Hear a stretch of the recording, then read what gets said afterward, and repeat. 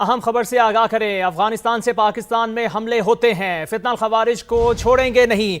वजीर दिफा ख्वाजा आसिफ की समा से खुसूसी गुफ्तगू। कहा, जिस कौम के अफराद आपके मेहमान रहे हों और वो आपकी जान के दर पर हों, उनके साथ रियायत मुमकिन नहीं। अफगानी काबिल एतमाद लोग नहीं। 2 बार इनसे मुलाकात की है, वाज़ेह कर दिया जब तक खतरा खत्म नहीं हो जाता ऑपरेशन जारी रहना चाहिए। यह भी कहा, भारत हर उस सूरत हाल से फायदा उठाने की कोशिश करेगा जिससे पाकिस्तान का नुकसान हो। इसने हमारे साथ बराह रास्त जंग करके देख ली। पाकिस्तान ने अपने से 5 गुना बड़े दुश्मन को धूल चटाई है। आपको आगाह करें इस अहम खबर के हवाले से। अफगानिस्तान से पाकिस्तान में हमले होते हैं, फितना खवारिज को छोड़ेंगे नहीं। वजीर दिफा ख्वाजा आसिफ की समा से खुसूसी गुफ्तगू। कहा, जिस कौम के अफराद आपके मेहमान रहे हों और वो आपकी जान के दर पर हों, उनके साथ रियायत मुमकिन नहीं। फितना खवारिज को छोड़ेंगे नहीं।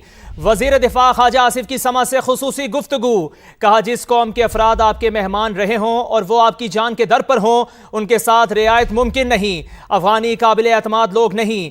2 बार इनसे मुलाकात की है, वाज़ेह कर दिया जब तक खतरा खत्म नहीं हो जाता ऑपरेशन जारी रहना चाहिए। यह भी कहा, भारत हर उस सूरत हाल से फायदा उठाने की कोशिश करेगा जिससे पाकिस्तान का नुकसान हो। इसने हमारे साथ बराह रास्त जंग करके देख ली। पाकिस्तान ने अपने से 5 गुना बड़े दुश्मन को धूल चटाई है। आपको आगाह करें इस अहम खबर के हवाले से। अफगानिस्तान से पाकिस्तान में हमले होते हैं, फितना खवारिज को छोड़ेंगे नहीं। वजीर दिफा ख्वाजा आसिफ की समा से खुसूसी गुफ्तगू। कहा, जिस कौम के अफराद आपके मेहमान रहे हों और वो आपकी जान के दर पर हों, उनके साथ रियायत मुमकिन नहीं। सदर ट्रंप ने ईरानी सदर के पड़ोसी मुल्कों से मौफी के बयान को हथियार डालने के मुतरादिफ करार दे दिया। दावा किया कि ईरान सेटलमेंट चाहता है लेकिन मैं नहीं चाहता।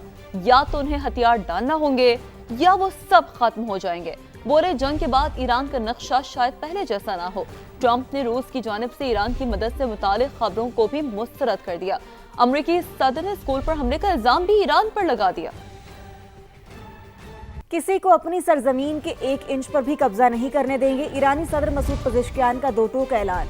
अस्पताल में मरीजों की अयादत के दौरान मीडिया से गुफ्तगू। कहा, ईरान दुश्मन के खिलाफ मजबूती से खड़ा है, इसे पूरी ताकत के साथ जवाब दे रही हैं। ईरान अपने बरादर हमसाया ममालिक के साथ अच्छे ताल्लुकात चाहता है। अगर किसी सरजमीन से ईरान पर हमला हुआ तो भरपूर जवाब देंगे। हमलों का मकसद ये नहीं, हमारे दोस्त ममालिक के साथ कोई तनाज़ा है। तमाम मुश्किलात के बावजूद हम सब मुत्तहिद हैं। चीन ने ईरान पर हमले फौरी रोकने का मुतालबा करते हुए हमलों की मुखालफत कर दी। वज़ीर ख़ारजा वांग यी ने कहा, ये जंग होनी ही नहीं चाहिए थी। ताकत का इस्तेमाल मसले का हल नहीं। हुकूमत की तब्दीली के मंसूबे को मकबूलियत नहीं मिली।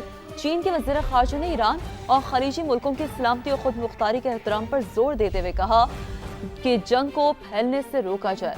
बड़े ममालिक तामीरी किरदार अदा करें।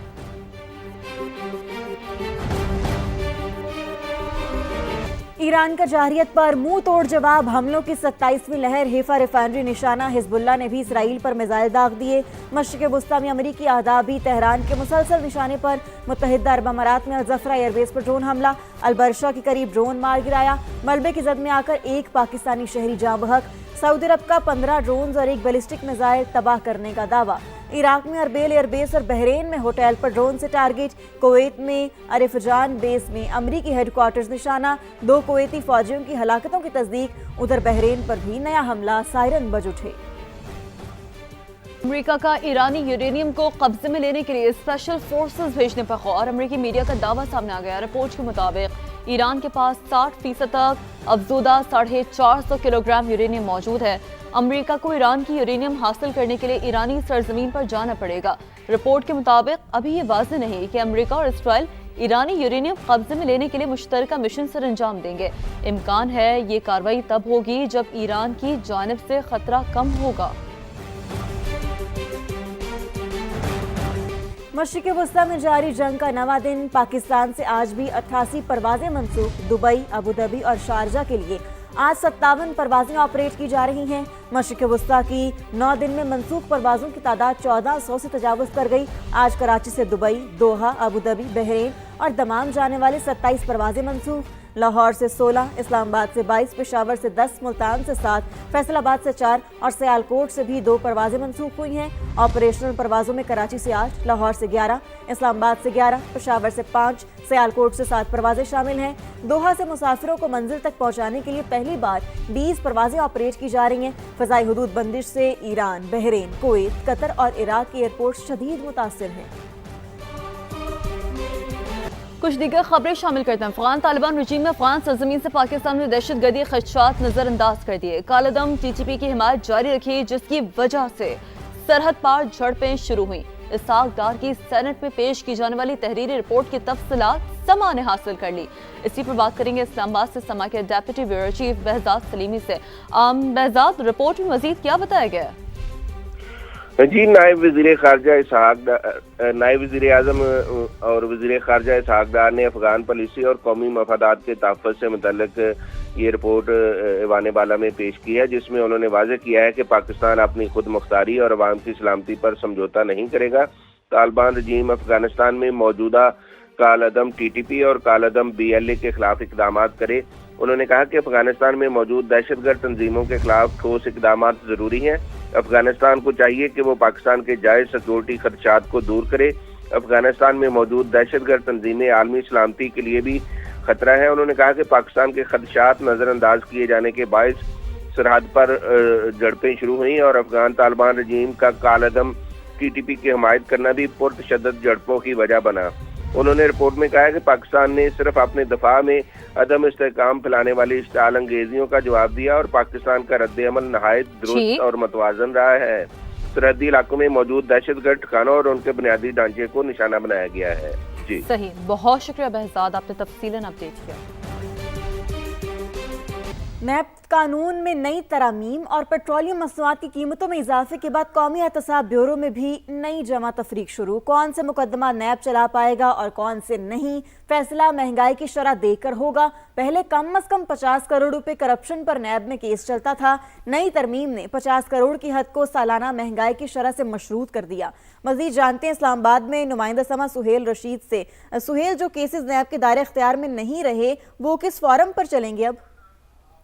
जी, नैब कानून में नई तरमीम के बाद नैब के अंदर एक नई जमा तफरीक शुरू हो गई है कि अब कौन सा केस चलेगा, कौन सा नहीं चल पाएगा। क्योंकि इस तरमीम में एक चीज़ जो बड़ी दिलचस्प सामने आई थी कि महंगाई के सालाना तनासुब को देखते हुए जो 50 करोड़ कम से कम रकम की हद मुकर्रर की गई थी कि इतनी करप्शन होना ज़रूरी है नैब कार्रवाई के लिए, उसको अब मल्टीप्लाई किया जाएगा सालाना महंगाई के तनासुब से। और वो जो अब तक उसके अदाद व शुमार हमारे सामने आए हैं, जो नैब में कुछ राय के मुताबिक जमा तफरीक हुई है, उसके मुताबिक आज की तारीख में 83 करोड़ रुपए की हद तक के मुकदमात भी नैब का दायरा इख्तियार से बाहर हो गए हैं। और आम हालात में जो एक्सपेक्ट किया जा रहा था कि इस साल जून तक 87 करोड़ रुपए के मुकदमात भी नैब के दायरा इख्तियार से बाहर चले जाएंगे। लेकिन इस दौरान एक और नई और ज़्यादा दिलचस्प बात यह हुई कि अब पेट्रोलियम मसनूआत की कीमतों में जो इजाफा हुआ है उससे महंगाई और ज़्यादा दुगनी रफ्तार से बढ़ने का इम्कान है। लिहाजा ये भी तवक्को अब की जा रही है नैब के अंदर के मुमकिन है जून तक 1 अरब रुपए की हद तक के मुकदमात भी नैब के दायरे इख्तियार से बाहर हो जाएं। और यूँ ये इक्वेशन मुसलसल अप्लाई करते रहना होगा नैब अफसरान को कि देखने के लिए कि जो कल हमारे दायरे इख्तियार में कोई मुकदमा था वो आज बाकी भी है या नहीं, उसको अदालत में लेकर जाना है या नहीं। और फिर मुलजमान के लिए भी एक रास्ता निकल आया है कि वो इस बुनियाद पर अपने मुकदमात को चैलेंज भी कर सकेंगे। क्योंकि वाज़ेह तौर पर लिखा गया है तरमीम में कि 2022 के बाद अब तक की सालाना तनासुब को देखा जाएगा और वो तमाम अदाद व शुमार नैब ने इकट्ठे कर लिए हैं। अब जो 1 अरब रुपए की हद तक के मुकदमात भी मुतासर होने का कभी इम्कान पैदा हो चुका है। आगे बढ़ते हैं, आपको बताते हैं पेट्रोलियम मसनूआत की कीमतें बढ़ने के असरात मार्केट पर पड़ रहे हैं। दुकानदारों ने सब्जियों फलों के रेट बढ़ा दिए हैं। आम मार्केटों में सरकारी रेट्स पर अमल दरामद भी नहीं हो पा रहा। मुख्तलिफ शहरों में हमारे नुमाइंदे मौजूद हैं।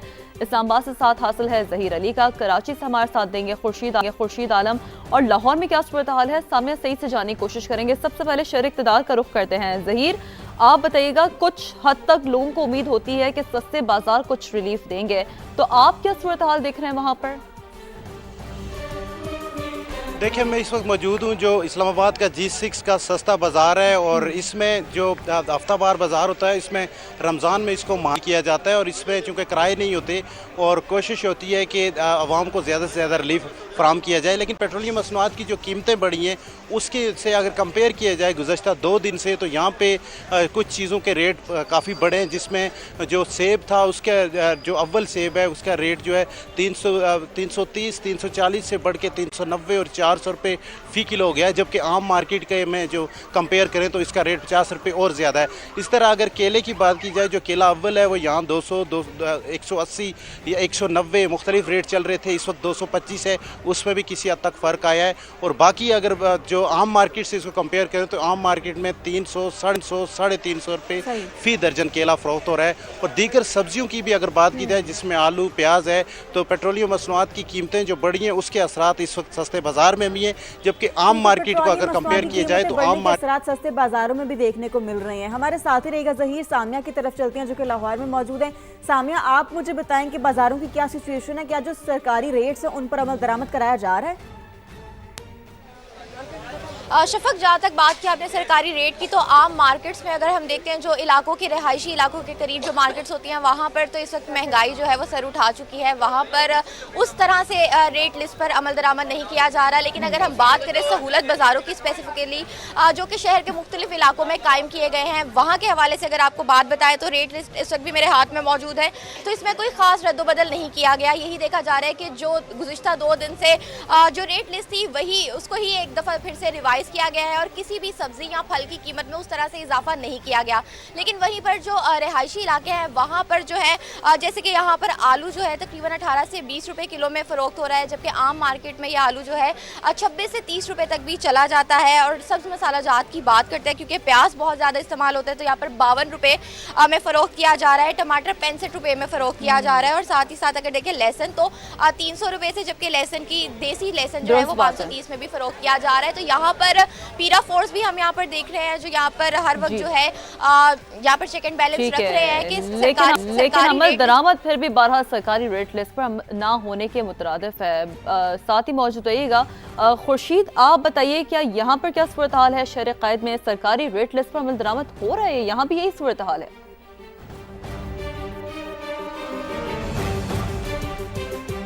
शहर क़ायद में सरकारी रेट लिस्ट पर कभी भी अमल दरामद नहीं होता, ये सिर्फ आर्जी छापों के दौरान होता है। इस वक्त भी हमने देखा है कि फलों की कीमतें अब भी बहुत, और सब्जियों की कीमतों में भी हमने देखा है कि लहसुन और अदरक के दाम में इजाफा हुआ है।